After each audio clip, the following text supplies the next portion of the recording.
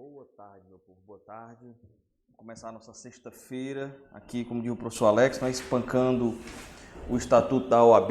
Então, vamos acordar primeiro, porque até eu tô com sono hoje, né? A Hélida me pegou ali bocejando, mas porque esse climazinho de meio chuva, meio sol, numa sexta-feira, fica à vontade, capitão. Dá vontade da gente não se levantar da rede depois do almoço, né? Mas nós temos uma missão que é detonar no dia 20 de fevereiro com a prova de ética, com a prova da OAB de uma maneira geral. Então, o Edivaldo aí que está em casa, conosco que estamos aqui, vamos ter que cumprir essa missão. Missão dada é missão cumprida. Então, vamos continuar para a gente encerrar a parte de prerrogativas e aí nós vamos passar para outro tópico, que é o segundo tópico que é mais cobrado nas provas de ética, que é sobre as infrações e sanções disciplinares, para a gente entender como é que funciona, quais são as principais, para a gente poder seguir com o nosso conteúdo e fechar os principais pontos aqui da prova de ética, tá bom? Então vamos lá.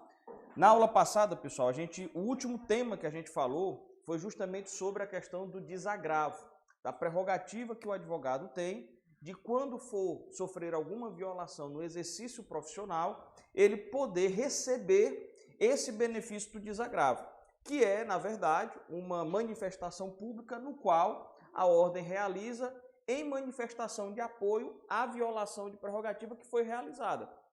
A gente viu que não é necessário, inclusive, que o advogado vítima da violação de prerrogativa, ele solicite esse desagravo. Se outro colega, se uma terceira pessoa da sociedade, se a própria OAB tomar ciência da situação de violação de prerrogativa, o desagravo pode ser realizado. É iniciado um processo onde é nomeado um relator, vai para o conselho, esse relator notifica a parte da autoridade que violou a prerrogativa, essa parte não é obrigatória, mas via de regra é o que acontece, notifica, a parte se manifesta e então o conselho decide pela realização do desagravo ou não, a depender do fundamento do que aconteceu. E aí no dia da sessão do desagravo, é lida a carta, onde há a manifestação, de preferência no local onde aconteceu a violação de prerrogativa. Por isso que geralmente o desagravo acontece na frente do fórum, na frente de delegacia. Quando você vê o arruma de advogado junto na frente do fórum, é porque possivelmente vai estar ocorrendo ali uma sessão de desagravo, tá certo? E aí nós vamos dar continuidade aqui nos incisos que a gente havia trabalhado no artigo 7º do Estatuto, sobre as prerrogativas, e aí renovando a nossa missão de todo santo dia, depois da sua oração do Pai Nosso, né? Foi a Hélida que deu essa ideia, né? Alguém mencionou isso no grupo. Depois da oração do Pai Nosso, você já faz logo a leitura também bíblica do artigo 7º, tá certo? Então ficou bem catéquico, bem religioso aí a sua leitura, tá certo? Vamos lá, pessoal, vamos aqui no inciso 18, tá bom? Que diz assim, ó: usar símbolos privativos da profissão de advogado é uma prerrogativa exclusiva do advogado, ou seja, ninguém mais pode utilizar símbolos privativos do advogado. É tipo aquele adesivo que tem nos carros? Justamente. O adesivo, o broche, a ideia é que somente o advogado, por estar dentro dos quadros da ordem, possa fazer uso destes símbolos. Agora, muito cuidado, por quê? Porque o uso dos símbolos da ordem por parte do advogado para fins de publicidade profissional não é possível. Eu não posso, por exemplo, no meu cartão de visitas, colocar lá o símbolo da OAB. Por quê? Porque eu não posso utilizar o símbolo da ordem para finalidade de publicidade. O símbolo da ordem só pode ser utilizado com autorização da ordem. Então o Universo Juris vai fazer um evento, recebe o apoio da OAB do evento, e aí ele divulga a marca do Universo e a marca da OAB. Beleza, por quê? Porque ele recebeu a autorização da OAB para utilizar. Ou a gente não poderia utilizar o símbolo oficial da ordem sem a autorização dela, tá certo? Então só quem vai poder utilizar esses símbolos privativos da profissão é exclusivamente a advocacia, tá certo?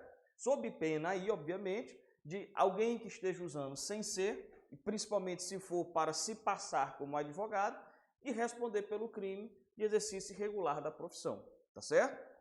E aí, professor, mas a ordem vai processar administrativamente, do ponto de vista ético, esse profissional? Isso confunde muita gente, pessoal. Thalia está em casa, não está hoje por aqui. Vamos lá. O que é que acontece? Muita gente se confunde com relação a isso. A OAB só pode processar quem está, administrativamente, quem está nos quadros. Então, ela só pode processar por desvio ético, por infrações disciplinares, se você for advogado. Professor, mas se eu tenho uma pessoa que está se passando por advogado, o que é que a OAB vai fazer? Administrativamente, a priori, nada. Por quê? Porque eu não posso processar igual a igreja só pode processar o padre se ele for padre.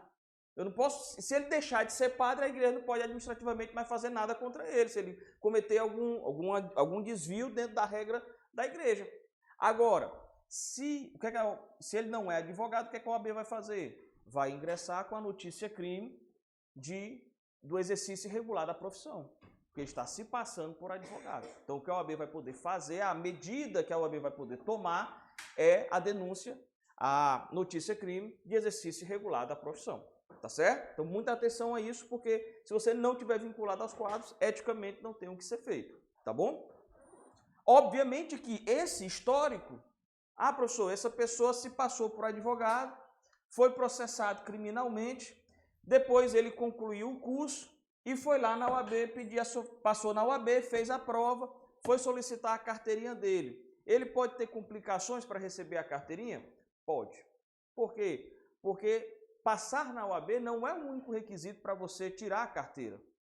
Você vai iniciar um procedimento administrativo onde você entrega toda a sua documentação para que seja verificado situações de impedimento, incompatibilidade e idoneidade moral.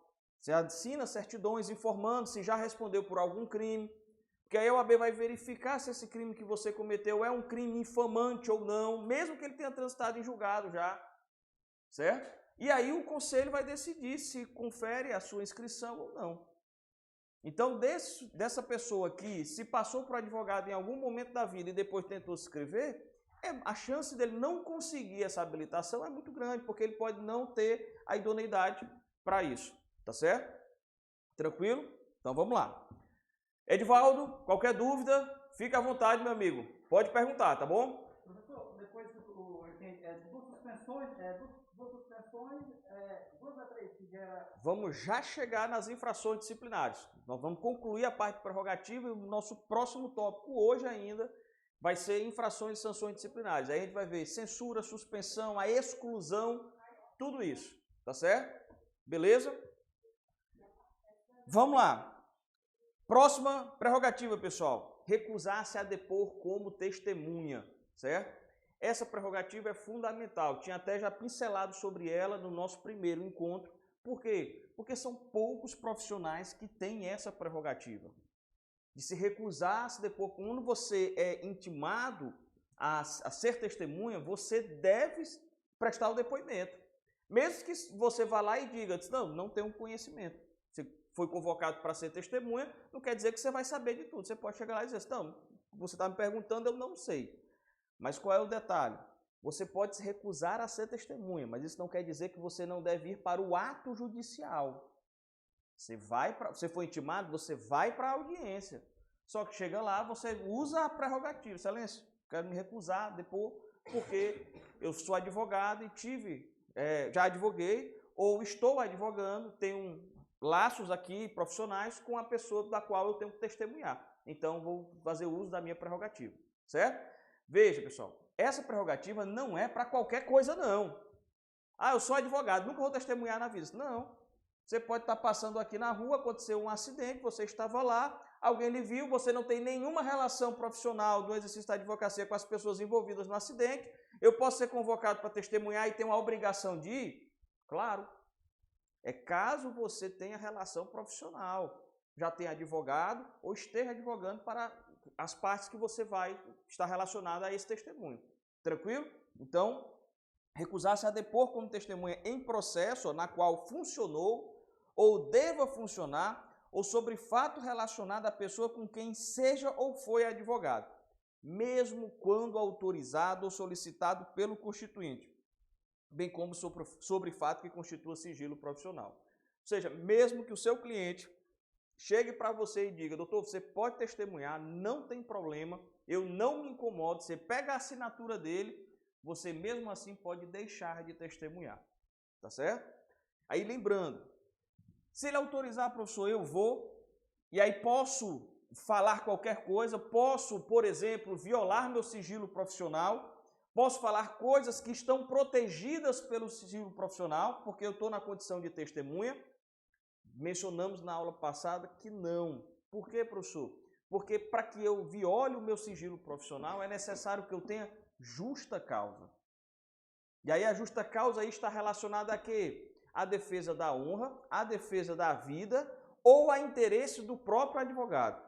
Essas são as situações de justa causa para eu violar o meu sigilo profissional. Então, mesmo que o meu cliente me autorize, eu decida ir ser testemunha, se eu testemunhar sobre algo que está protegido pelo sigilo, eu só posso quebrar esse sigilo nesse caso de justa causa. Se eu quebrar ele sem ser na justa causa, eu cometo uma infração ética. A gente vai ver que é quebrar o sigilo profissional, tá bom? Júlio David, seja bem-vindo. Nós temos outro amigo aqui, o 93251676-124. Também seja bem-vindo, certo? Vai trocar, vai colocar o nome daqui a pouquinho, a gente descobre quem é, tá certo? Adriano Teixeira também está conosco. Seja bem-vindo, pessoal. E quem estiver em casa, quiser perguntar, fica à vontade para ligar o áudio ou escrever aqui no chat, tá bom? Vamos lá. Tranquilo, pessoal, até aqui? Beleza? Então vamos seguindo. Retirar-se do recinto. Retirar-se do recinto onde se encontra aguardando pregão para ato judicial após 30 minutos do horário designado e ao qual ainda não tenha comparecido a autoridade que deva presidir a ele, mediante comunicação protocolizada em juízo. Ou seja, foi para a audiência, né? Muitas vezes acontece, você é intimado da sua audiência e aí está lá a intimação para a audiência começar às 8 horas. Professor, a audiência vai começar às 8 horas? Não, é mais fácil você ver uma vaca voando aqui do lado do que a audiência começar às 8 horas em ponto. Certo? Se começar, ótimo, maravilha, mas isso vai ser uma raridade. Eu não sei para que diabo é que o juiz marca a audiência para um horário que ele não vai começar no horário, mas acontece, certo? Não é todos, mas acontece. Professor, cheguei 8 horas, estou lá com o meu cliente, ele se organizou todinho, 8 horas em ponto nós entramos no fórum, estamos lá esperando a audiência e nada da audiência começar. Já perguntei ao pessoal da secretaria e disseram que o juiz nem entrou no fórum, não chegou no fórum. Deu 8h31 e a situação é a mesma. O que é que você vai poder fazer? Informar em juízo para que você estava lá com o seu cliente, com a parte e pega a certidãozinha informando para comprovar que você compareceu e pode ir embora. Por quê? Porque você vai fazer uso dessa prerrogativa. Nem sempre a advocacia faz uso dessa prerrogativa. Por quê, professor? Justamente. Porque acaba, de certa forma, também prejudicando o cliente, dependendo do caso. Às vezes vale a pena você esperar aqui 1 hora para a sua audiência começar do que esperar 6 ou outro ano para que ela seja remarcada. Às vezes acontece disso, você perdeu essa audiência aqui, fez uso da prerrogativa, mas aí a remarcação é 6 meses depois, é 1 ano depois. Então, às vezes, vale a pena você esperar ali mesmo. Mas, professor, se eu quiser utilizar, eu posso? Posso. Aí é você que vai dosar, vai pesar no dia o que é mais interessante para o seu caso. Se é usar a prerrogativa ou não. Aí o que acontece? O juiz está no fórum, professor. Está ocorrendo outra audiência. Devo esperar? Passou meia hora, passou 30 minutos. Aí você não tem mais a prerrogativa de ir embora, vai ter que esperar. Certo? Se o juiz está no fórum, se ele está no recinto, é o que diz a prerrogativa. Se ele não tiver, mas se ele está no fórum, não tem mais a prerrogativa. Ele pode estar tomando café na lanchonete, ele pode estar fazendo audiência, mas se ele está no fórum, você vai ter que esperar. Certo? Não interessa. Tá bom? Tranquilo? Diga, capitão. Eu conheci aqui um ADV, ele não está mais conosco, gritando. E ele, quando marcava uma audiência, e o elenco não chegava, ele ia lá na secretaria, pedia uma certidão, e a certidão empurrar tudo no JC. O juiz daqui, rapaz, tremeu, pra caramba, quando era dito de advogado antigo e tal. E porque além de pegar a certidão, fica na saída e não mandar para Ainda mostrava na corregedoria. Corregedoria. É por isso que quer ser chamado a atenção. Professor, eu posso fazer isso, professor? Posso acionar a corregedoria por algum ato de descumprimento do juiz? Pode, obviamente, mas sempre você vai ter que dosar até que ponto essa medida é importante para a resolução do seu caso, até que ponto é interessante para a sua dinâmica profissional, certo? Mas não há nenhum impedimento, porque houve um descumprimento de um ato judicial que estava marcado e não foi, não tem justificativa. É possível, professor? Certo?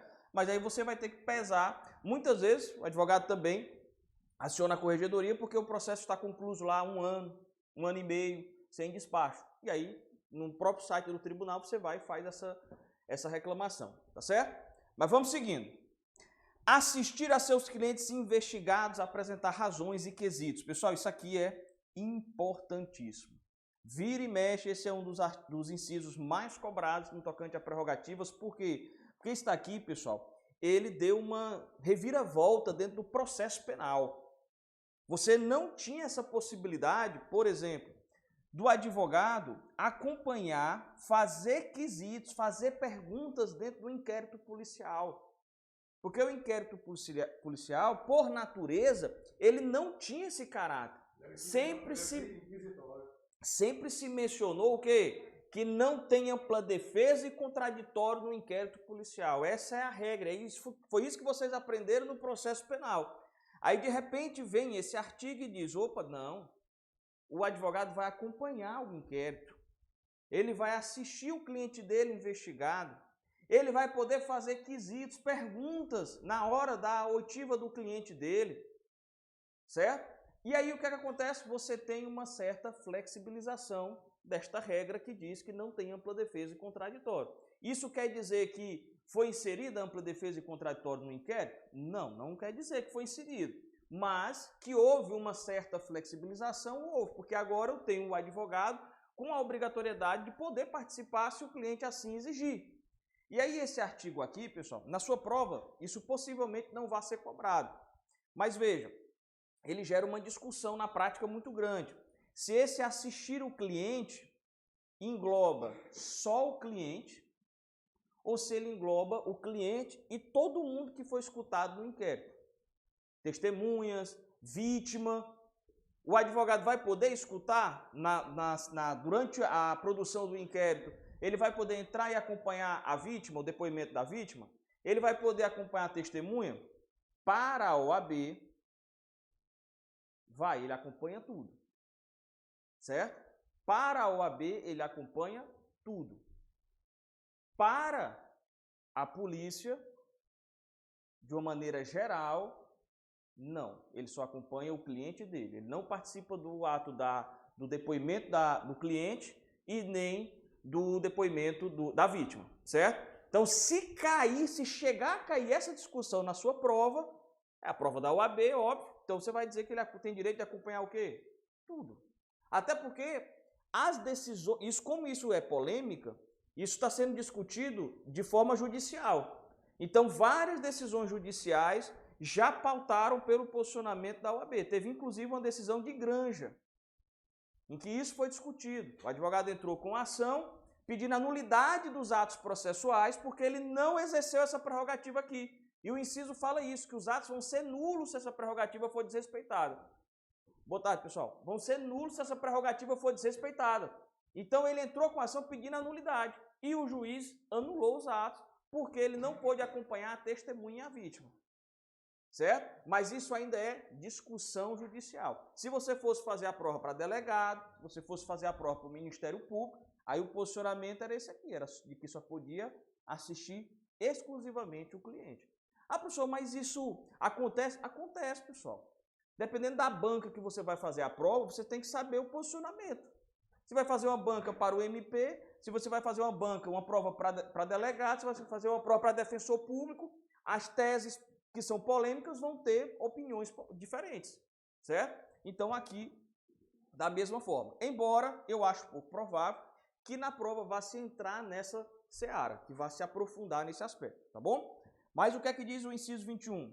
Assistir a seus clientes investigados durante a apuração de infrações sob pena de nulidade do respectivo interrogatório ou depoimento e subsequentemente de todos os elementos investigatórios e probatórios dele decorrentes ou derivados. Por isso que a OAB entende que é tudo. Que o artigo menciona depoimento, interrogatório é do acusado, beleza, mas depoimento é da vítima, é da testemunha. Aí depois ele diz, vai acompanhar todos os elementos investigatórios e probatórios subsequentes. Então, se é tudo, não é pela metade. Direto ou indiretamente, podendo, inclusive, no curso da respectiva apuração, apresentar razões e quesitos. Tá certo? Tranquilo, pessoal, aqui, então? Uma vez eu estava acompanhando uma prisão de um primo meu, o advogado só entrou na hora do depoimento dele, viu? Pois é, por isso. Eles não aceitaram o advogado. Né? Aí o que é que você vai fazer, professor? Estava lá na atuação profissional e pedi para acompanhar o depoimento da vítima, pedi para acompanhar o depoimento da testemunha e me foi recusado. Aí você pede o quê? A certidão. Doutor, chega para o delegado, pois eu estou solicitando aqui por escrito para acompanhar e você está negando, pois negue também por escrito. Me dê a sua decisão por escrito. Por quê? Porque se você quiser e achar vantajoso, você faz o quê? Judicialmente, você pede a nulidade, se for o caso, daquele procedimento. Como fez esse advogado lá em Granja, como fez outro advogado numa decisão lá de Minas Gerais, em que conseguiram judicialmente anular os atos do inquérito porque não acompanharam o depoimento da vítima e da testemunha. Certo? Professor, diga lá. Esses pedidos, né, petições e pedidos, tem alguma peça específica para esse pedido ou não? Não. Nesse caso, nessas nulidades? Não. Você vai solicitar ao juiz... cumulativa a outras coisas? Você vai solicitar ao juiz a anulação desse ato processual. Pode ser através de um habeas corpus, pode ser através de uma petição comum, alegando o quê? O descumprimento da prerrogativa. Se for um ato, aqui no caso do inquérito vai ser um ato contra um delegado, então obrigatoriamente ele vai ter que entrar com ação contra o juiz. Aliás, vai entrar com ação contra o juiz, não, entrar com ação na justiça de primeiro grau, para um juiz, tá certo? Da comarca de onde aconteceu o ato do inquérito. E não é logo na CGD, não? Não. Porque para a polícia o posicionamento do delegado está errado. Está certo, aliás, está certo. Então você não vai resolver administrativamente, você vai ter que resolver judicialmente. Aí o juiz vai analisar se ele entende que esse inciso engloba tudo ou não. Aí o que eu estou mencionando é que nós temos já decisões judiciais em que menciona que esse inciso engloba tudo. Tá certo? Tranquilo? Vamos lá, pessoal. Seguindo, imunidade profissional. Parágrafo 2º, pessoal. O advogado tem imunidade profissional não constituindo injúria e difamação puníveis qualquer manifestação da sua parte no exercício da atividade ou em juízo ou fora dele, sem prejuízo das sanções disciplinares perante a OAB pelos excessos que cometer. A imunidade profissional do advogado, pessoal, isso é fundamental, porque o advogado trabalha com a fala, trabalha com o discurso, trabalha com a oratória, seja na petição por escrito, seja na manifestação oral. Obrigatoriamente, quando eu defendo o meu cliente dizendo o que a outra parte disse não condiz com a verdade, eu estou chamando a pessoa de quê? Mentiroso. Certo? Então, é algo natural do uso da fala por parte do advogado na defesa do seu cliente. Então, ele, se não tivesse essa imunidade, rapidamente ele responderia por uma difamação, por uma injúria. O que é que não entra nessa imunidade? Justamente. Certo? Nos crimes contra a honra não vai entrar a calúnia. Dos crimes contra a honra não vai entrar a calúnia. E a questão do desacato também não entra. Certo? Então, dos crimes contra a honra, o que está fora é a calúnia. Por isso que a gente vai ver mais à frente que é uma infração disciplinar o advogado mencionar que a outra parte praticou um delito sem ter a autorização por escrito do seu cliente sobre esse fato. Por isso, quando você vê lá no processo penal, se o advogado for entrar com uma queixa-crime, os crimes contra a honra vão ser, na sua grande maioria, processados com uma queixa-crime. E no caso, se eu vou mencionar que você cometeu um delito através da queixa-crime, ação penal privada, eu preciso de quê? Uma procuração específica. Nessa procuração específica, o CPP manda, não é só por conta de ter, confiro poderes ao advogado fulano e tal para processar o fulano por crime contra a honra, tal. Não é só isso, não. O CPP pede para que você, na procuração específica, narre de forma específica o que foi, de maneira breve, específica, mais breve, o que foi que aconteceu. Nessa procuração, você tem que mencionar lá, confere poderes para o advogado processar fulano pelo crime contra a honra, tal, em virtude dos seguintes fatos. No dia tal, eles se encontraram na rua e um chamou o outro de filho da puta. Tem que estar narrado na procuração, é a autorização para você poder processar, agir no exercício da advocacia sem correr o risco de responder pelo crime de calúnia. E aí, qual é a forma segura também, professor? Fora as situações de queixa-crime. Se na sua petição, seja no processo civil, seja no processo criminal, de alguma forma você vai entrar nesse mérito, pega um termozinho de declaração, onde o seu cliente narra tudo para você por escrito, do que ele lhe contou, e você assina dizendo que ele assina essa declaração dizendo que condiz com a verdade, que foi o que ele lhe relatou e que ele autoriza você a utilizar isso na petição. Muita gente não faz isso, pessoal. Aí o que é difícil acontecer, mas não é impossível. Aí lá na frente o cliente se arrepende, diz, não, doutor, eu não disse que fulano de tal, a outra parte não era isso, não. Eu não falei isso dele, não. Você colocou na petição por sua conta. Aí como é que você vai contradizer essa informação que o seu cliente está dizendo? É através dessa declaração, se você tiver pego. Se não tiver pego, você não vai conseguir contradizer. Certo? Então esse é um cuidado importante, porque a imunidade não abrange a calúnia, tá certo? Abrange a injúria e a difamação. Beleza? Vamos seguindo.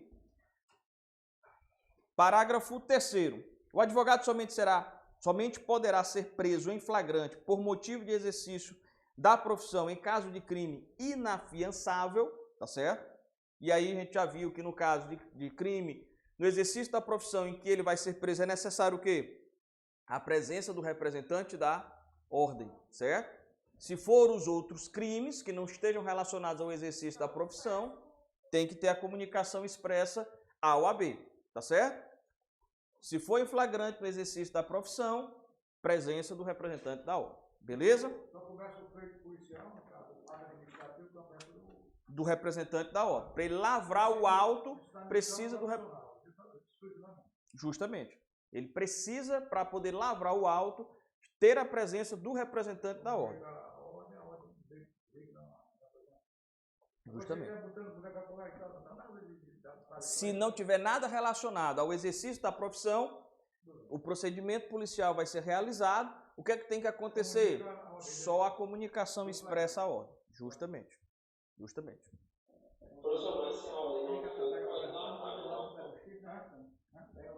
Quem foi que perguntou? Não escutei. Edivaldo, Ju? Pronto, diga lá. Se a ordem é comunicada, aí a presença no lavramento do auto. Mas se ela não comparecer, é lícito, né? Excelente pergunta e muito boa lembrança, Rian. Qual é a pergunta do Rian aqui, pessoal? Vocês escutaram. Se a OAB for chamada e não for, ou demorar excessivamente para comparecer, foi convocado e a autoridade policial está lá esperando 1 hora, 2 horas, e a OAB não for. O entendimento jurisprudencial é que, se não houver justificativa plausível para a ausência da ordem, o ato pode acontecer. Certo? O ato pode acontecer. A OAB foi comunicada e o representante não deu satisfação. Não apareceu, não justificou nada. Então o ato pode acontecer. Certo? Por quê? Porque o procedimento não pode ser prejudicado, porque senão seria muito fácil. Eu não vou permitir que aquele advogado seja preso em flagrante, exercício da profissão, basta eu não ir. Sou representante, basta eu não ir. Então, para que isso não aconteça, se exige razoabilidade. Assim como em qualquer coisa, né? Não só no direito, mas em qualquer coisa da vida se exige razoabilidade. Aqui da mesma forma. Boa lembrança, Rian.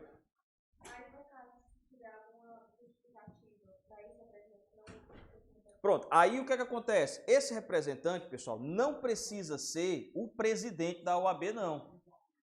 Ele pode ser qualquer pessoa nomeada pelo representante. Então, a ausência dele, ele pode justificar a ausência... o presidente da subseção foi notificado. Ele disse, olha, eu não posso comparecer porque eu estou em outro ato aqui inadiável. Doutor, tudo bem, entendo sua justificativa, mas você tem que nomear um representante para esse ato. Justamente. Ele vai ter que nomear um representante para fazer aquilo, certo? E não precisa ser um membro da diretoria, um membro do conselho, é qualquer pessoa nomeada pelo presidente que vai lá representando a ordem. Se ele estiver nomeado pelo presidente, ele passa a ser representante e acabou-se, certo? Porque o código, o estatuto não exige uma função específica da pessoa, tá bom? Vamos lá. Salas da advocacia. Vamos voltar aqui, parágrafo 4º. O Poder Judiciário e o Poder Executivo devem instalar em todos os juizados, fóruns, tribunais, delegacias de polícias e presídios, salas especiais permanentes para os advogados, com uso assegurado à OAB. Ou seja, veja, pessoal, que aqui ele menciona Poder Executivo, Poder Judiciário, aí fala do juizado, dos fóruns, dos tribunais, das delegacias, dos presídios. Todos eles têm que ter o quê? Uma sala para o advogado. Todos eles têm que ter uma sala para o advogado. Por isso, quem já estagiou em fórum, sabe que no fórum, via de regra, tem uma sala lá para o advogado. Umas com melhor, outra com pior estrutura, mas sempre tem uma salinha lá para o advogado poder fazer uma petição, sentar, atender o cliente dele de forma temporária lá no fórum. A mesma coisa para acontecer no tribunal, a mesma coisa para acontecer aonde? No juizado especial, na delegacia, é para ter em todos os locais. Professor, tem em todo canto? Tem não, certo? Tem vários locais que não tem, mas a regra é que deve ter, tá certo? A regra é que deve ter. Então, a gente vai ver no final aqui uma questão que menciona justamente isso. Fala lá com o advogado fulano de tal, foi não sei onde, foi não sei onde, foi não sei onde, e os itens mencionando isso. No juizado ele tinha a obrigação de ter uma sala. No local tal ele não tinha obrigação. Aí o item vai mencionar. E é essa prerrogativa aqui. Tá certo? Talvez para a delegacia, segundo eles lá, o pessoal estava comentando que não conseguia fazer aqui em Sobral, na regional, né? Aí passa-se, obviamente, pessoal, na prática aqui, por uma série de questões que vai desde a disponibilidade administrativa desse ambiente, dependendo do prédio que seja construído. Às vezes o prédio não tem espaço para fazer isso, certo? E também porque essa sala, o uso é assegurado pela OAB. Então, quem monta a estrutura da sala, via de regra, também é a OAB. Quem bota o ar-condicionado, computador e tal, não é o fórum que faz isso, não. Não é o Poder Judiciário ou o Poder Executivo que faz a montagem da sala, tá bom? Aqui em Sobral, por exemplo, você tem sala no fórum, você tem sala na Justiça Federal, você tem sala na Justiça do Trabalho, tem na cadeia pública, tem na penitenciária, certo? Na delegacia não tem. Mas vamos lá.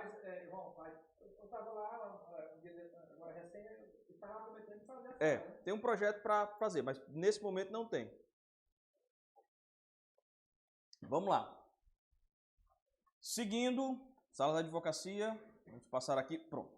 Esses outros tópicos aqui, pessoal, a gente já comentou na aula anterior, que foram sobre prerrogativas já relacionadas. Vamos agora para o artigo 7º-A, pessoal.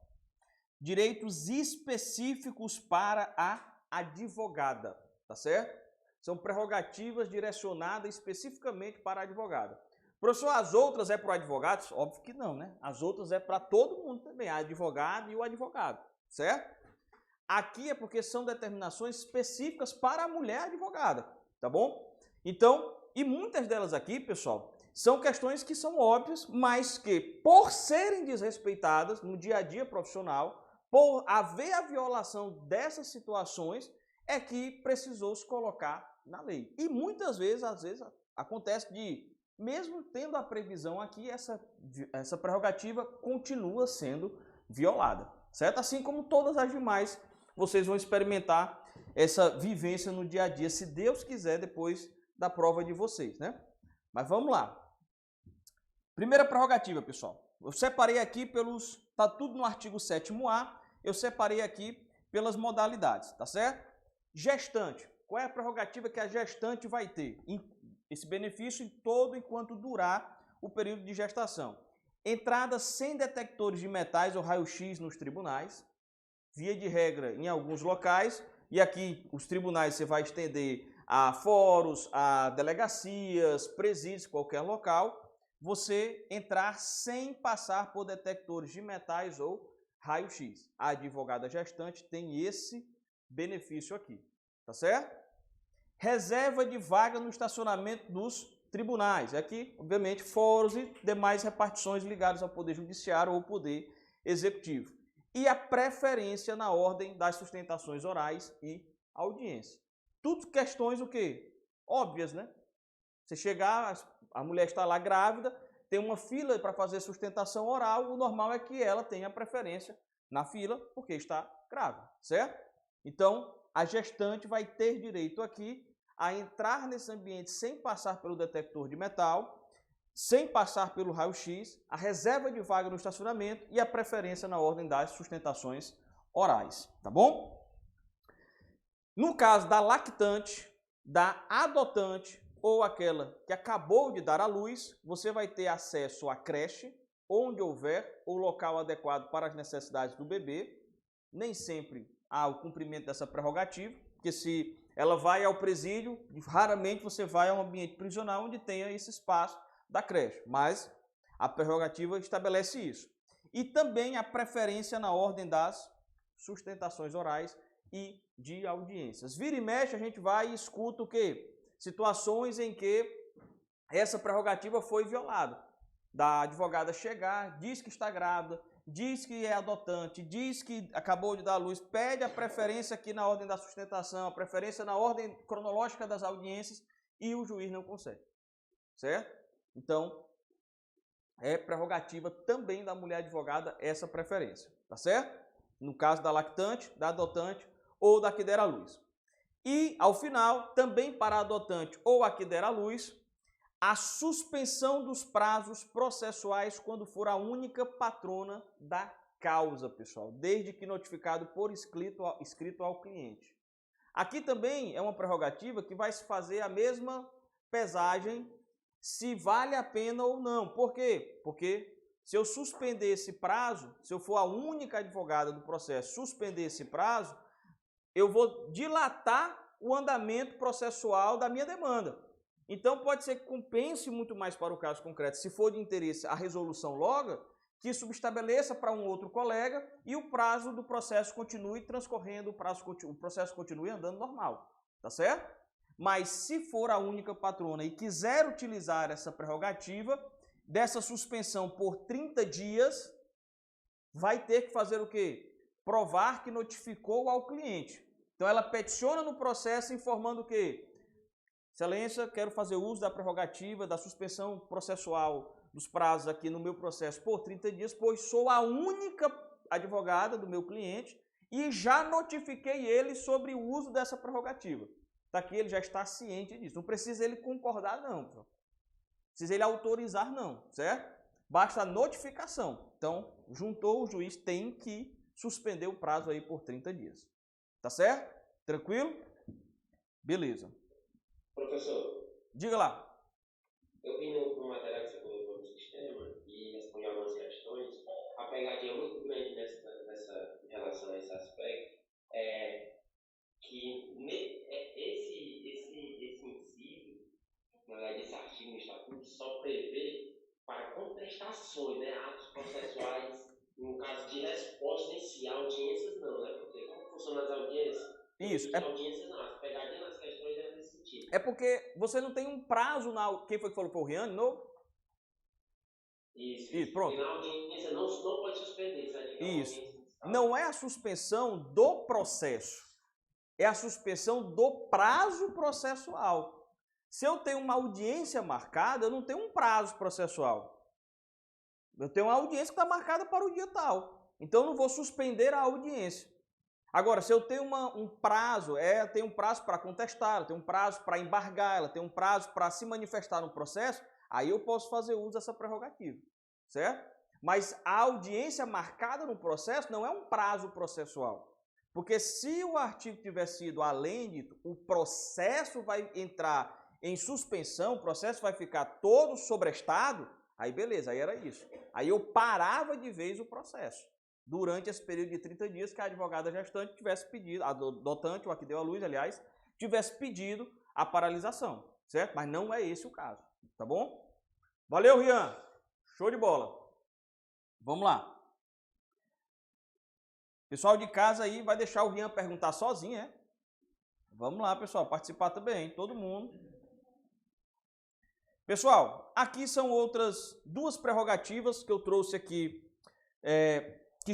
uma que está fora do artigo 7º do Estatuto e outra que está no Código de Ética, tá bom? Que são situações que também não deixam de ser prerrogativas do advogado para atuar, tá certo? Essa prerrogativa aqui, a primeira, do artigo 50, ela é específica para o presidente ou da seccional ou da subseção, certo? O que acontece? E o presidente do Conselho Federal também, obviamente. Ele pode solicitar cópias de peças de autos e documentos relacionados a qualquer advogado. O advogado está sendo processado, o advogado tem algum procedimento administrativo, o presidente da subseção, o presidente do conselho seccional, da OAB Ceará, por exemplo, pode solicitar informações sobre isso, pode solicitar cópias desse processo, se não for procedimento sigiloso e pagando as custas processuais para essa cópia, pode. É prerrogativa dele também poder fazer essa solicitação. Aqui, a decisão do STF, na ADIM, ela só mencionou justamente que deve ser motivada. Ele tem que explicar por que eu estou solicitando aqui a cópia do procedimento administrativo contra o advogado fulano de tal que está respondendo o processo, certo? Mas é prerrogativa do presidente poder solicitar essas informações? Sim. A requisição de cópias de peças e documentos a qualquer tribunal, magistrado, cartório, órgão da administração pública direta, indireta, fundacional, pelos presidentes do conselho das subseções deve ser motivada, compatível com as finalidades da lei e precedida ainda do recolhimento dos respectivos custos. De repente, a OAB quer saber se aquele advogado se ele está ou não exercendo a advocacia, estando ele incompatível. E aí tem-se dúvida se ele tem um cargo na administração pública ou não. Então a OAB pode ir lá, o presidente solicitar à administração pública que ele suspeita que ele esteja vinculado, informações sobre esse advogado. Se eu não tenho certeza se ele é procurador-geral do município. Procurador-geral não pode advogar. Não pode exercer a advocacia a não ser para o exercício da função que ele está exercendo, Procuradoria-Geral, certo? E aí não se tem certeza disso. O presidente pode solicitar informações sobre isso? Pode, é uma prerrogativa dele. Aí ele vai lá, motiva, paga as custas, se tiver, e retém a informação. Recebe a informação, certo? Procurador adjunto tem essa mesma violação do geral? Não, pessoal. O adjunto não tem esse impedimento, essa incompatibilidade, aliás. Tá certo? O adjunto pode advogar de forma privada. Quem não pode advogar de forma privada é quem assume o cargo de procurador-geral. Certo? Tranquilo? O geral é que não pode. Vamos lá. E a outra prerrogativa, pessoal, que está no artigo do Código de Ética, no artigo 4º, é o fato de você poder exercer a sua profissão com liberdade de atuação. Professor, eu sou um advogado empregado, trabalho numa empresa, no setor jurídico de uma empresa, fui contratado, presto lá meus serviços de 4 horas, 6 horas no setor jurídico da empresa. Chegou uma demanda lá e a empresa quer que eu processe obrigatoriamente. A empresa, um cliente falou mal da empresa na internet, a empresa quer que eu processe ele por dano moral. Só que eu vi o que aconteceu e não tem fundamento, é só perda de tempo. A gente vai perder, porque o que o cliente fez foi só uma reclamação, o cliente não fez nada demais, não difamou, só reclamou do serviço que foi mal prestado. Não tem fundamento, mas o dono da empresa quer porque quer que eu processe ele. Você, como profissional, tem o quê? A liberdade da sua prática, da sua função jurídica. Professor, eu vou ser demitido. Vai, óbvio. Você está trabalhando para a empresa e o cara quer que você processe, você não processa, você vai ser demitido. É uma condição sine qua non, né, da relação trabalhista, da relação de emprego, a subordinação, né? Só que você essa recusa, ele vai te demitir. Pois ele vai te demitir sem justa causa. Por quê, professor? Porque você não violou o critério de subordinação lá da relação de emprego. Você não violou. Porque a sua subordinação enquanto advogado, ela é flexível.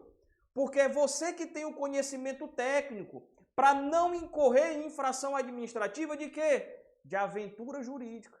Eu vou entrar com ação só porque o meu patrão quer que eu entre com ação. Não tem sentido. Então, a sua subordinação, ela é mais flexível.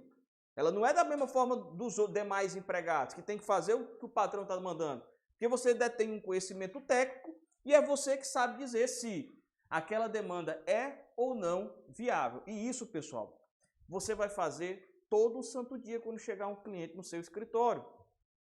Você é o primeiro juiz da causa. Quando o cliente chega no seu escritório e demanda uma situação e o cliente está contando e você está dizendo, não tem fundamento. Perda de tempo. Se não tiver cobrado a consulta, até as horas ali de atendimento você perdeu. Certo? Por isso que é importante você cobrar a consulta. Às vezes o cara vem conversar com você e não tem lé com creu o que ele está dizendo. E você diz, não tem fundamento, explica para ele e tal. E aí só que ele tomou 2 horas do teu dia. 2 horas do teu dia foi tomado. Então, pessoal, terminou, cobre consulta. Cobre consulta, se valorize profissionalmente. Certo? Porque você não vai num médico, se a consulta for 20 minutos, ele cobra o mesmo valor que se a consulta for 2 horas. E por que a gente não cobra do mesmo jeito? Uma vez eu levei meu menino numa oftalma lá em Fortaleza, que disseram que era bam, só faz bem uma janelinha aqui. Disseram que era bam do mundo todo. Ele tinha menos de 1 ano de idade e tinha um probleminha no olho, umas remelas que aparecia. Ele amanhecia com o olho fechado. Era bam. Não, vamos. Primeiro filho, né? Vamos para Fortaleza, não sei o quê. R$550 a consulta com a mulher. Vamos, paga a consulta com a mulher. O menino, menos de 1 ano, amanhecia com o olho grudado, não precisa que o menino ia ficar cego. A mulher não passou 15 minutos. Olhou para ele assim no meu colo e disse, é cirurgia. Falei lá com a atendente ali para marcar. Aí eu disse, não, vou nada. Aí fui no outro médico, mais em conta.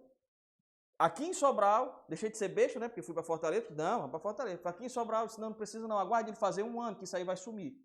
Ele fez 1 ano e nunca mais o menino teve nada. Então, você como advogado precisa se valorizar. Entendeu? Então isso é fundamental. E aí, essa liberdade profissional permite que você, inclusive, é legítima a recusa pelo advogado do patrocínio de causa de manifestação no âmbito consultivo de pretensão concernente a direito que também lhe seja aplicável ou contraria a orientação que tenha se manifestado anteriormente. Ou seja, você pode se recusar a se manifestar sobre algo e a justificativa pode ser porque você já se manifestou de forma contrária anteriormente. Vai ter uma questão aqui que é justamente isso. A OAB colocou uma questão nesse sentido. O sujeito era um grande advogado trabalhista, defendeu uma tese que era a favor do empregado. O empregador viu, gostou do cara, contratou ele e aí queria que ele se manifestasse agora pelo sentido contrário da tese que o deixou famoso. Aí ele disse, não, vou fazer isso. Eu tenho essa prerrogativa, me recusar, seja um parecer, seja uma consulta, seja a demanda propriamente dita. Certo? Não recordo qual foi, mas tem aqui. A gente olha já. Ele pode. É legítima a recusa. E se ele quiser se mudar de ideia, ele pode, não tem problema nenhum. Certo? Mas ele tem o direito de se recusar. Tá bom? Tranquilo, meu povo? Pessoal de casa, ok? Quem é o 9325-167-6124? Ainda não se identificou? Pode ligar o áudio e se manifestar, tá bom? Você aí que está nos números, tomara que esses números não sejam da Mega Sena, né? Vamos lá. Pessoal, para a gente fechar aqui as questões relacionadas a prerrogativas, aí a gente passeou por tudo, pessoal, tá certo? Vamos trabalhar aqui algumas questões, tá bom? Dúvidas, pessoal? Até aqui. Artigo 7º-B menciona apenas o que eu já mencionei no começo dos slides. Prerrogativa. Que você tem 4 incisos, aqueles que a gente mencionou no anterior, na aula anterior, que tornaram-se o quê? Crimes. A violação dessas prerrogativas vão ser crimes, tá certo? Então, a lei de abuso de autoridade fez essa alteração e incluiu o artigo 7º-B, tá bom? Tranquilo? Vamos então para as questões, tá certo?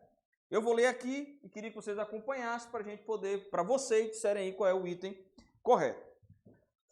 O advogado João, conselheiro em certo conselho seccional da OAB, foi condenado pelo cometimento de crime de tráfico de influência a uma pena privativa de liberdade. João respondeu ao processo todo em liberdade, apenas tendo sido decretada a prisão após o trânsito em julgado da sentença penal, da sentença condenatória. Quanto aos direitos de João, considerando o disposto no Estatuto da Advocacia e da OAB, assinale a afirmativa correta. E aí, pessoal? João tem direito à prisão domiciliar aqui nesse caso? Prisão em sala de Estado Maior?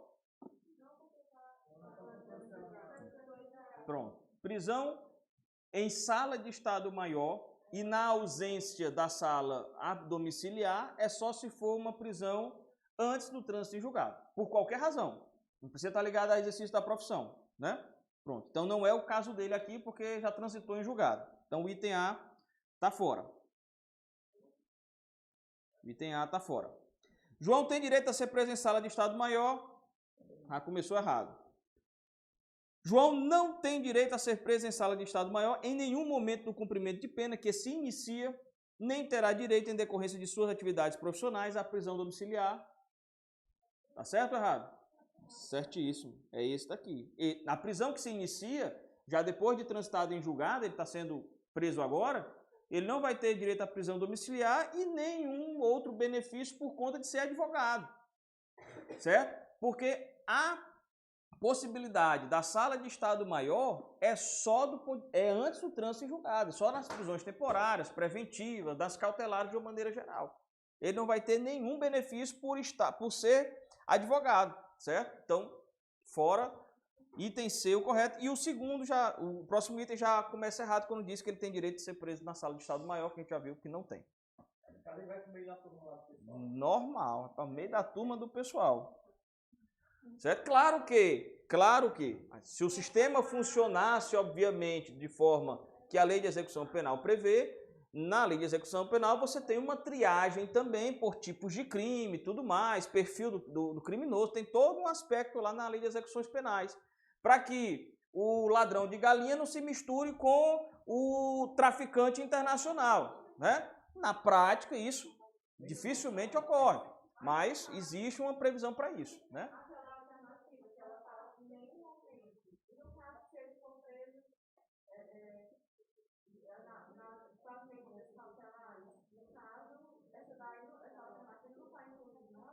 Não. O que a alternativa diz? Ó? João não tem direito a ser preso em sala de Estado Maior em nenhum momento do cumprimento da pena que se inicia. Se não tivesse esse que se inicia aqui, cadê? Que se inicia, aí o item estava errado também.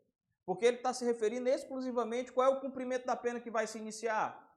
É o que já transitou em julgado, da condenação já transitada em julgado. Por isso que agora ele não tem, em decorrência dessa prisão que se inicia, nenhum direito. Se não tivesse isso daqui, aí a gente podia entender que o item estava errado também.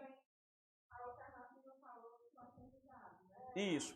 O enunciado menciona aqui que a pena já está no trânsito em julgado.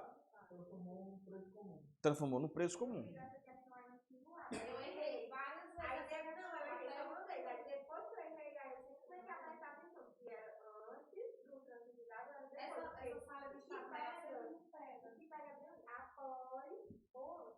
Sim, justamente. Certo? Tem uma partezinha desse ciclo, artigo, não sei, que é inconstitucional da OAB, que também caiu em uma questão já. É o finalzinho. É porque... Tem que prestar atenção. Justamente. É porque o que acontece? Foi essa que eu errei. A redação, bem lembrado, a redação original dizia que a OAB vai confirmar que aquela sala é uma sala de Estado Maior. E aí, esse aspecto da confirmação da OAB, se aquela sala é uma sala de Estado Maior, ela foi considerada inconstitucional. Ela foi retirada, por isso que está esse tracinho lá, entendeu?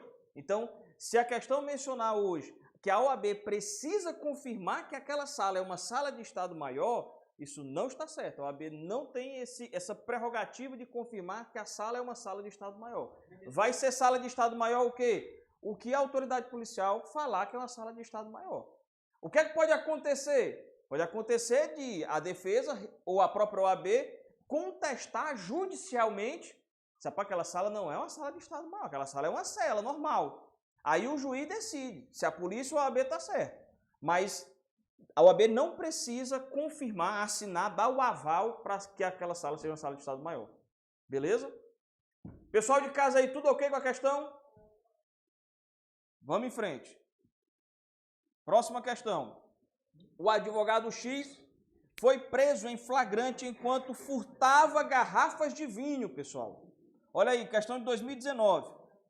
De valor bastante expressivo em determinado supermercado. Conduzido à delegacia, foi lavrado o auto de prisão em flagrante, sem a presença de representante da OAB. Certo? Crime comum, não tem nada a ver com o exercício da advocacia, com base no disposto no Estatuto da Advocacia e da OAB, assinale a afirmativa correta. A lavratura do auto de prisão em flagrante foi evada de nulidade? Não. Então, item A está fora. A lavratura do auto de prisão em flagrante não é viciada desde que haja comunicação expressa seccional respectiva? Beleza, então a gente já encontrou aqui fácil o item correto. Os outros vão dizer que o auto tinha o vício, certo? O C diz isso, a prisão em flagrante foi evada de nulidade, não foi. E aqui o D diz que a lavratura do auto de prisão em flagrante não é viciada e independe de comunicação. A gente já viu que depende da comunicação, precisa comunicar, certo? É que o auto é válido. Ele diz que o auto é válido. Isso. Na dele está dizendo, a prisão que foi feita é válida, só que não precisa de comunicação, ó. Independe de comunicação. O erro dela é isso aqui, ó.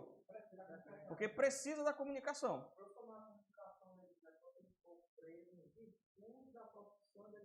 Não, é justamente o inverso. Se ele for preso em flagrante em razão do exercício profissional, eu só posso fazer o auto de prisão em flagrante se tiver representante da ordem, com a presença do representante. O representante tem que vir para a prisão acontecer. Então, quando ele for preso em qualquer razão, não sei, da profissão, aí é só... Basta comunicar, justamente. Basta comunicar. Porque senão, meu amigo, já pensou? Advogado fosse preso porque bateu o carro, que agrediu uma pessoa, um crime comum, e toda a vida precisasse a OAB ir lá, aí tinha que ter um setor só para isso, né? Porque não tem lógica, entendeu? Não tem, é porque, assim, é uma demanda que não tem lógica. E não é o papel da ordem isso. Né? Não é o papel da ordem. O papel da ordem é para quê? É para fazer a defesa dos interesses, fiscalizar e fazer a defesa dos interesses do exercício profissional. Por que o representante tem que estar? Por que o representante tem que estar quando é o exercício? Porque aí está ligado ao exercício da advocacia. O representante vai bater de frente. Perfeito. O representante vai bater de frente com a autoridade justamente para questionar isso. Se houve ou não violação de prerrogativa, certo? Você de vez em quando vê vídeos de advogado discutindo com o magistrado, com o juiz. E aí, quando o juiz vai lá e determina a prisão do advogado, só se está preso por desacato. Aí chama a autoridade policial para levar. Aquilo só vai ser lícito se o representante da ordem vier. Tanto é que em alguns vídeos o advogado diz, pois chama o representante da ordem. Porque só a prisão em flagrante só vai ser lícita. David, a prisão só vai ser lícita se for no exercício da advocacia com o representante da ordem. Quando não, basta comunicar. Pronto. Porque aí, por que a comunicação vai precisar? Porque aí, agora a comunicação é a nível de fiscalização profissional. Professor. Sim, diga lá. Só me indica aí me tirou uma dúvida sobre o finalzinho do parágrafo 3º do inciso 4. Deixa eu pegar aqui. O finalzinho é em caso de crime inafiançável.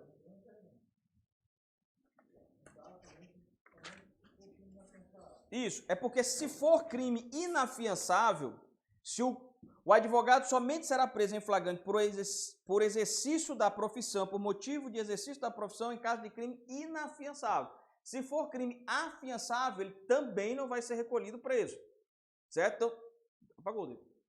Então, Rian, ele só vai poder, nesse caso do exercício, é outra especificidade. Eu só vou poder prender o advogado com o representante da ordem se for um crime afiançável. Se for inafiançável, não vou poder. Certo? Justamente. Mas aqui é o exercício da profissão. Da profissão. Certo? E geralmente, pessoal, o que é que acontece? Pronto, voltou. Rian. Sim, sim. Estou usando o tab. Não, tu quer ajeitar? Pode colocar. Só resolver aqui, pessoal, a transmissão.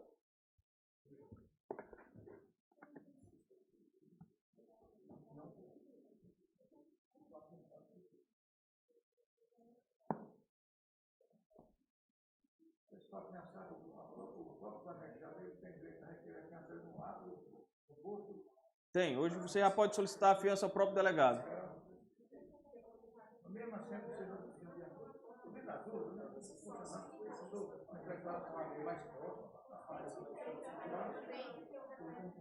doutor, se eu for mandar de busca e apreensão. Estabelecimento comercial Precisa apresentar para jogar? Precisa. Obrigatoriamente.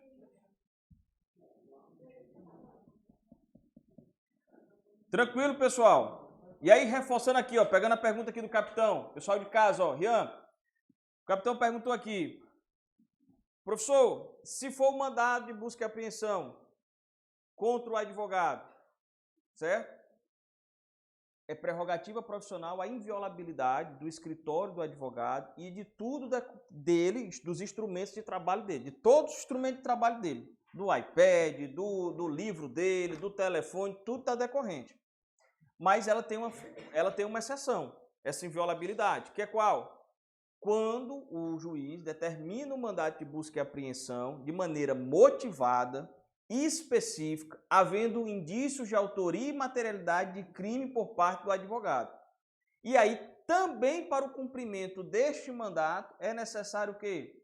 O acompanhamento de um representante da ordem. A gente até mencionou isso na aula passada, tá certo? Obrigatoriamente, para que o mandato seja cumprido, é preciso ter representante da ordem também. E aí, mesmo com toda essa restrição, a polícia não pode fazer a apreensão de documentos que sejam dos clientes.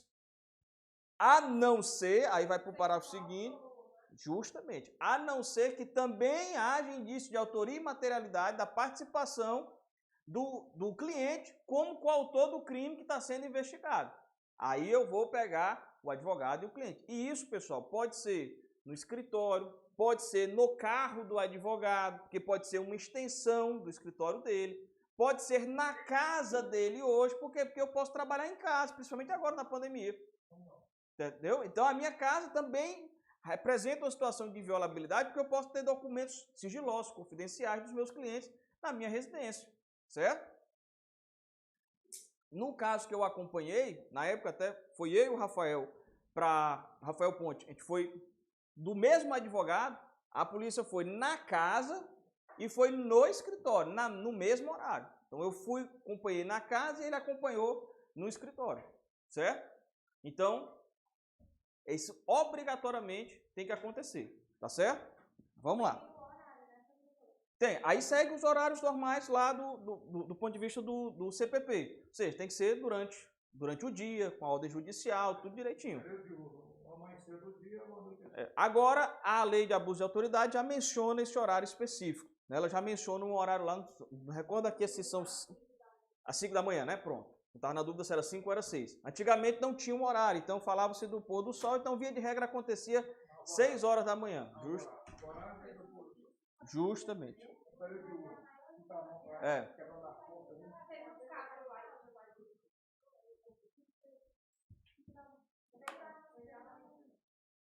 Quando chega aquele carrinho das letrinhas douradas, principalmente, né? Aquele carrinho preto das letrinhas douradas, não é uma manhã boa que você vai ter, né?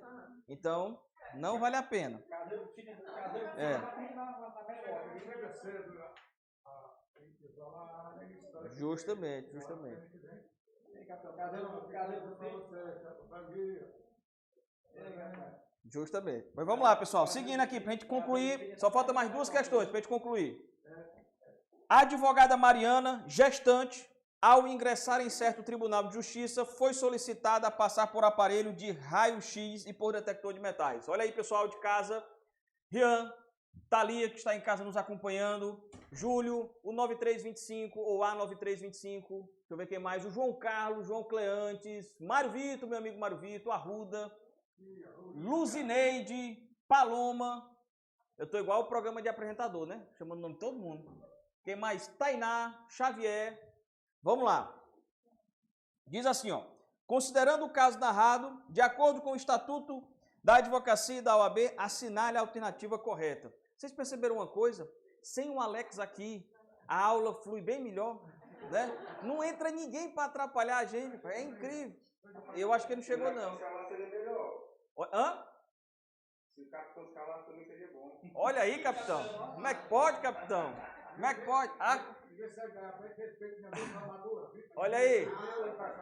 O capitão tá mandando você respeitar os cabelos brancos, né, capitão? As duas formaturas, tá certo, capitão. Bote moral, capitão, viu? Bote, capitão. Aí. No tangenci, não. No tangenci, não. Não fuja pelo lado, não. Eu sei. Vamos lá, pessoal. Então diz assim, ó. Mariana tem o direito de não ser submetida a aparelho de raio-x, embora deva passar pelo detector de metais, tá certo? Tá fora. Mariana tem o direito de não ser submetida a aparelho de raio-x. Quanto ao detector de metais, deverá passar pelo aparelho apenas se evidenciada a situação de especial segurança. Não tem exceção. Mariana deverá, por medida de segurança, passar pelos aparelhos de raio-x e pelo detector. Item D. Mariana tem o direito, independentemente do teor da alegação sobre segurança, de não ser submetida ao detector de metais, nem ao aparelho de raio-x. Tá certo? Tranquilo? Pessoal, e um detalhe.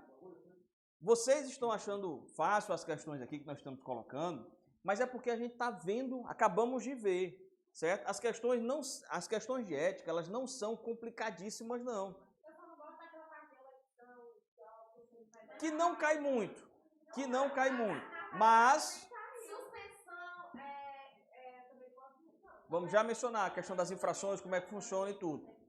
Mas o que é que acontece, pessoal? É porque esse conteúdo, como eu mencionei na primeira aula, ele é um conteúdo decoreba. É por isso que o artigo 7º você tem que ler, se você reza a hora todo dia lá, junto com o Pai Nosso, você lê ele junto.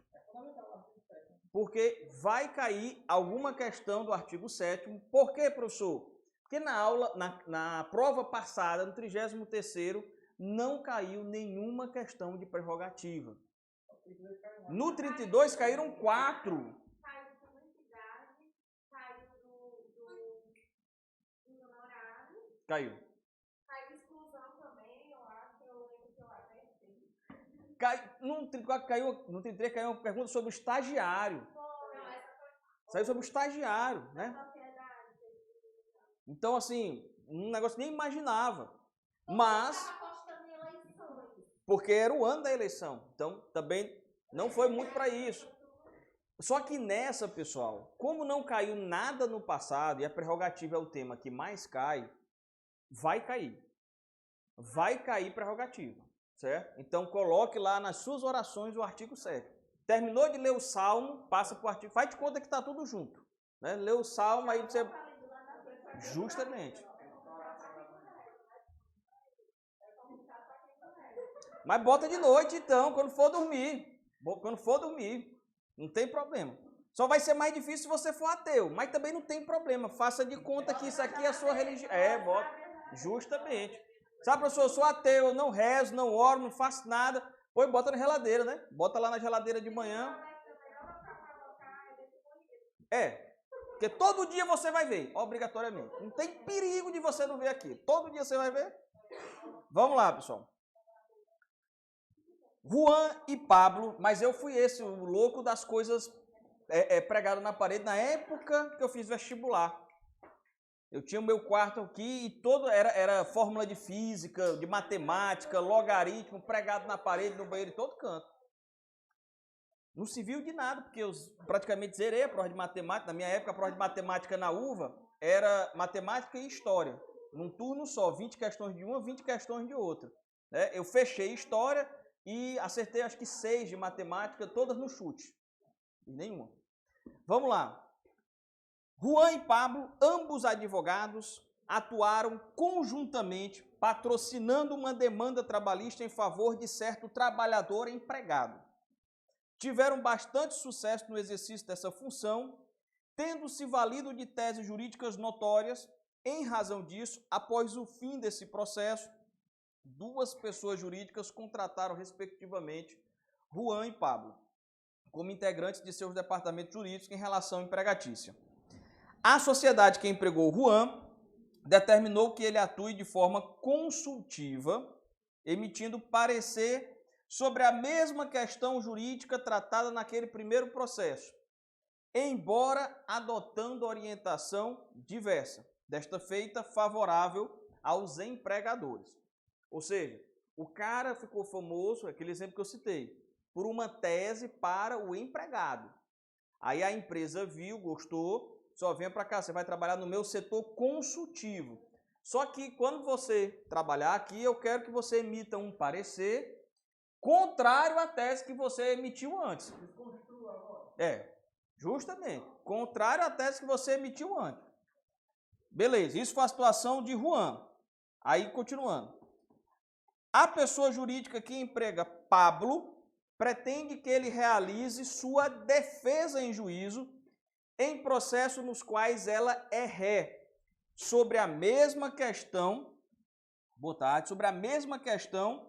também sustentando o posicionamento favorável aos empregadores. Ou seja, a situação deles é a mesma. O que é que muda, professor? É que um foi contratado pela empresa para defender questão diversa, mas só no âmbito consultivo, só para emitir parecer, e o outro foi contratado também para defender questão diversa do que ele tinha defendido anteriormente, só que não no âmbito consultivo, na defesa realmente, na defesa prática, no processo, no litígio, tá certo? A diferença é essa. Por quê? Porque lá a previsão do Código de Ética, no artigo 4º, quando ele menciona a legítima recusa nesses casos, ela diz que pode ser o quê? Tanto consultiva como a atuação efetiva, certo? Por isso que a questão trabalhou os 2 casos.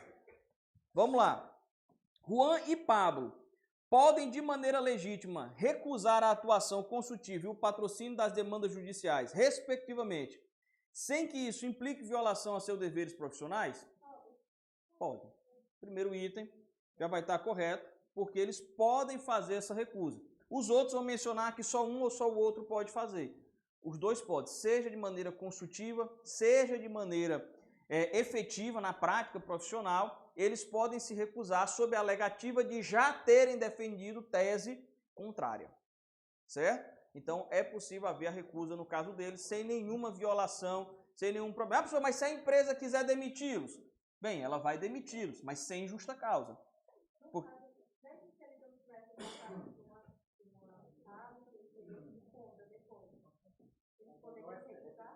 Poderia, só que aí poderia porque ele tem liberdade profissional. Só, não acredito nessa tese, eu não vou defender. Ele poderia. Só que aí a demissão dele seria com justa causa. Porque ele não tem mais uma legítima recusa aqui. Certo? Ele não tem mais uma legítima recusa. A não ser que a tese que o empregador quisesse que ele defendesse fosse uma aventura jurídica. Porque aí ele estaria se recusando por uma questão técnica. Ó, não tem fundamento. Não é só o fato de eu não gostar da tese, é porque não tem fundamento. Não tem como eu entrar com esse processo que não tem sentido nenhum, é uma aventura. O juiz não vai nem extinguir a ação por falta de objeto, por exemplo. Certo? Aí tudo bem. Vamos lá. 5ª e última questão para a gente fechar aqui a parte de prerrogativas. O advogado Fred dirigiu-se em certa questão a uma delegacia de polícia e um presídio a fim de entrevistar clientes seus que se encontravam, respectivamente, prestando depoimento e preso. Na mesma data, o advogado Jorge realizou audiências na sede de um juizado especial cível e no interior de certo fórum regional da comarca. Considerando o disposto no Estatuto da Advocacia e da OAB, assinale a alternativa afirmativa correta. É direito de Fred e Jorge a instalação de salas especiais permanentes para os advogados nos locais visitados, sede do juizado e fórum. Quanto aos demais, embora recomendável, não há dever legal de instalação? O item A está errado, porque em todos os locais tem que ter a sala. Então o item A está fora. É direito de Fred e Jorge a instalação de salas especiais permanentes para os advogados em todos os locais visitados? Quanto aos 4 locais, né, que são os locais que foram mencionados, há dever legal de instalação das salas? Todos eles, juizados, fóruns, tribunais, cartórios, presídios, delegacias, todos há a obrigação legal. Não é só uma recomendação, é uma prerrogativa, pessoal, certo? O item D está errado porque ele fala que sejam recomendação, tá certo? Aqui menciona não tem um dever legal, então por isso o item B é o item correto, tá certo? Então todas as salas dessas repartições públicas, presídios, delegacias, cartórios, fóruns e juizados e tribunais devem ter sala do advogado, tá certo? Beleza? Tranquilo? Então fechamos aqui, pessoal, o tema prerrogativa. David, meu amigo, ainda temos 12 minutinhos aqui. Vamos começar o próximo slide. Você troca aqui, por obséquio. Vamos lá.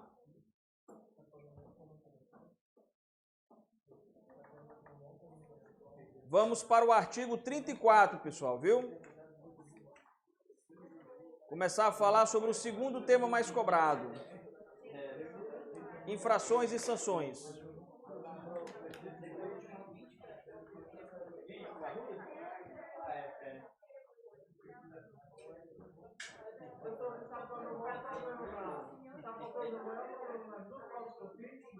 Eu sempre tirei 38 nas duas.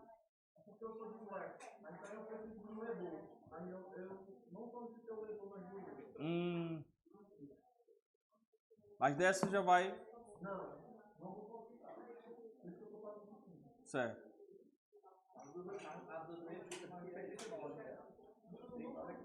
Vamos lá. Pessoal, vamos lá. Dar continuidade. Daqui a pouco a gente faz nosso intervalo. 10 minutinhos, falta 11 minutos.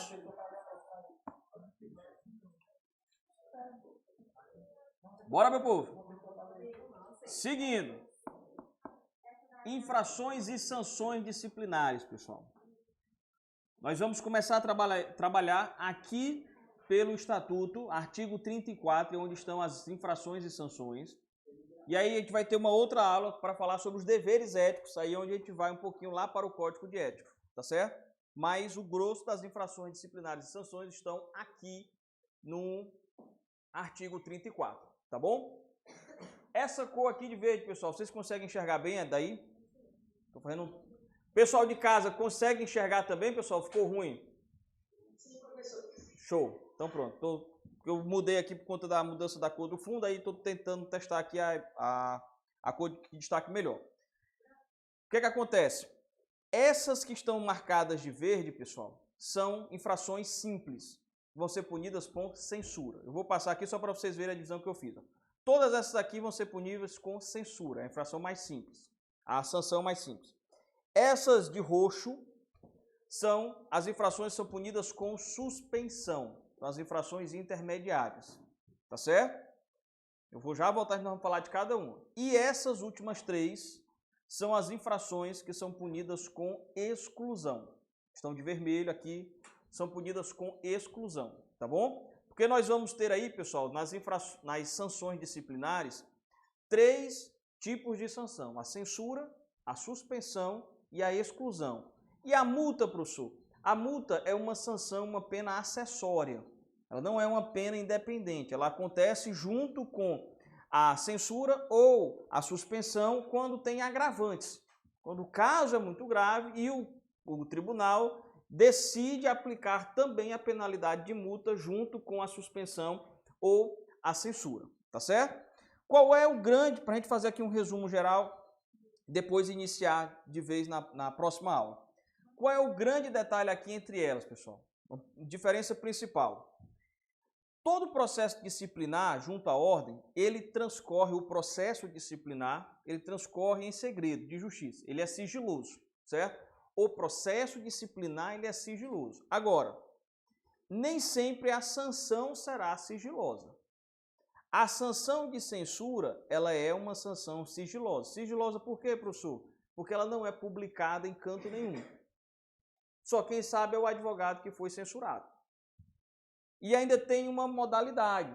Se tiver atenuantes, a gente vai ver, se tiver atenuantes, essa censura pode ser convertida em advertência e nem fica no registro do assentamento do advogado junto à ordem.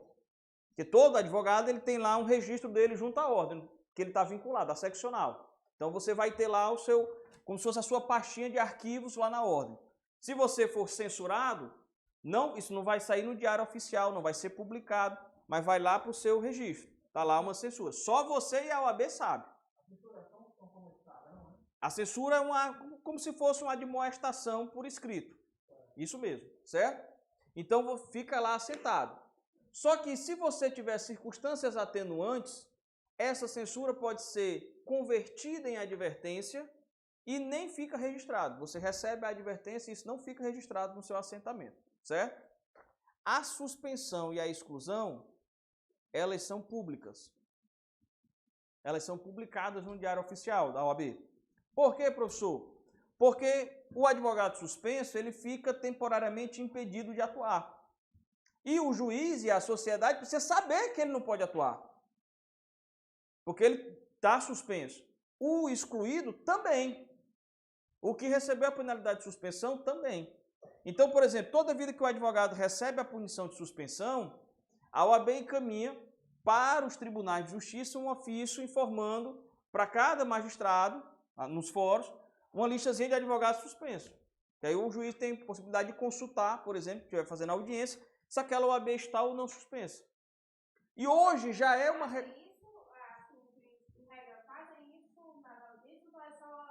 Em regra não faziam, mas com a pandemia, pelo fato de que tinha muito advogado de fora do estado atuando em outros estados, violando o limite de 5 causas ano, né, porque você fazia audiência virtual, então o advogado lá de São Paulo fazia 300 audiências aqui no Ceará. Ele não precisava nem sair de São Paulo para fazer as audiências. E estava violando a regra das 5 causas por ano. Ele tinha que pedir a suplementar aqui. A OAB atuou junto ao tribunal, e aí o tribunal baixou uma resolução para o juiz, para que o juiz, toda vida que o advogado junto à procuração, o juiz, hoje, pelo menos dos processos que eu atuei mais recentemente, isso aconteceu. O juiz vai lá no Cadastro Nacional do Advogado, consulta a minha OAB, vai no Cadastro Nacional para ver se eu estou regular. Se a minha situação não estiver regular, ele oficia a OAB para confirmar. Aí, com isso, ele tanto verifica se eu sou inscrito aqui realmente, se eu tenho ou não suplementar, no caso de eu ser de fora, ou se eu tenho alguma dessas situações aqui, de suspensão. Certo? Tranquilo? Porque dentro do período da suspensão, ele não pode atuar. Professor, mas para identificar o camarada que vai jogar mais de 5 causas, não fica difícil, não? Não, fica não. Hoje, principalmente agora, com informatizado, é só botar o nome dele no sistema e aparece. Certo?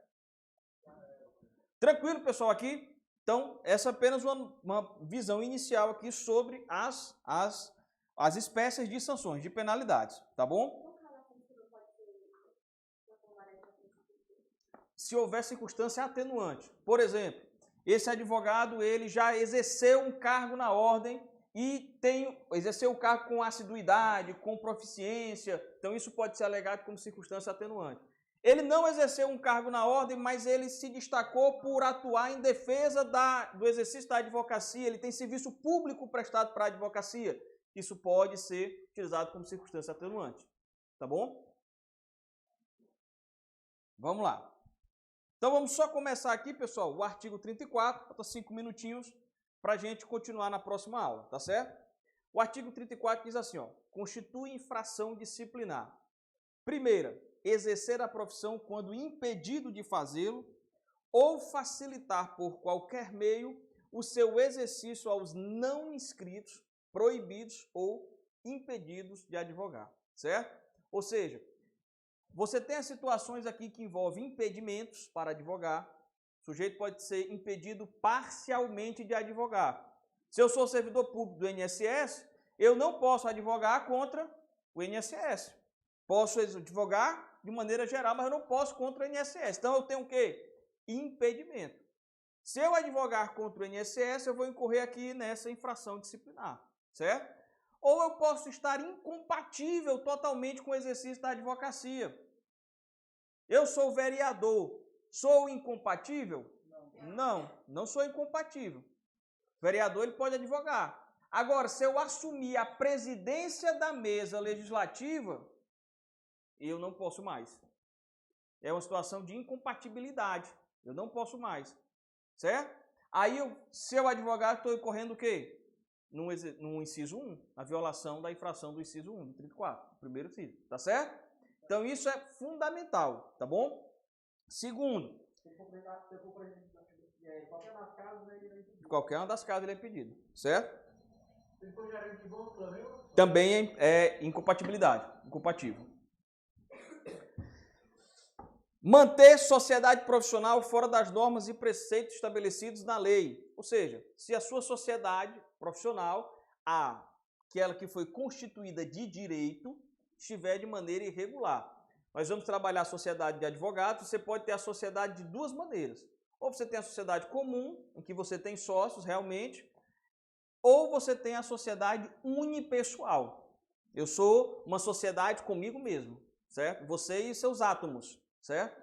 É um negócio meio solitário, mas é isso mesmo. Você pode constituir uma sociedade unipessoal. Essa era uma grande dificuldade para os advogados. Alguns não tinham como ter sócio. O cara abria o escritório, montava a estruturazinha, só que só tinha a sociedade de fato, né? Não existia a sociedade jurídica. E aí ele não tinha como, aí foi inserida essa possibilidade de você abrir uma sociedade, pessoal, unipessoal.